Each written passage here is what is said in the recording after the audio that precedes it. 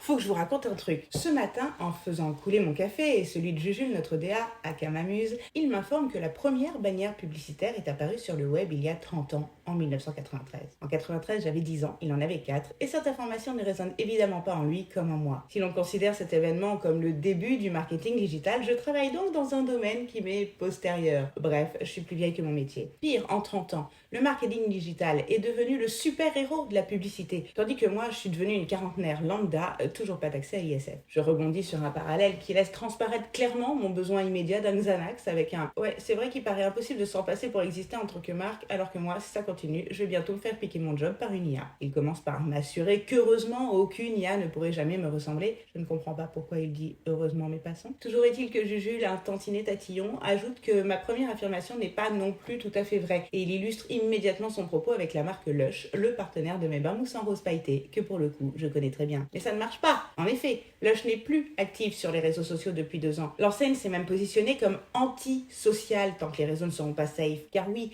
Lush, créé en 1995, soit presque 10 ans avant Facebook, a depuis le début adopté une stratégie marketing unique avec entre autres très peu de publicité, mais beaucoup d'engagement. Pourtant, et c'est là que son exemple devient bancal selon moi, Lush a bien eu des pages Facebook et Instagram fut un temps. Et si l'on réfléchit bien, le fait de clamer que l'on se retire des réseaux sociaux n'est-il pas paradoxalement une opération de marketing digital? Jujule avance alors qu'il est peut-être possible de se passer de cet outil si l'on jouit d'un solide réseau de contacts qui seront à l'origine d'un bouche à oreille suffisant pour avoir une activité rentable. Je ne suis pas convaincue. Et oui, pour ceux qui ne sont pas nés avec un carnet d'adresses en platine dans la poche, se le créer demande beaucoup de travail et de temps que l'on n'a pas forcément à consacrer lorsque l'on crée son entreprise. Alors quand on voit qu'aujourd'hui, Junior et son équipe sont capables en quelques clics de diffuser le contenu d'une marque à des milliers de personnes qui, on le sait déjà, seront intéressés par la marque en question, et qu'à la créa, on dispose de tant de formats pour mettre au point ce que l'on appelle une galaxie de contenu autour d'un produit afin d'exploiter le maximum de stimuli existants dans le but de toucher chacun de ces individus potentiellement intéressés par le produit. Bah oui, pas parce que vous aimez le fromage, et moi aussi, que nous réagirons de la même façon devant une pub pour du fromage. Je serais peut-être sensible à une vidéo humoristique, et vous, à quelque chose de très institutionnel. Mais ce n'est pas tout. En plus de stimuler les différents individus,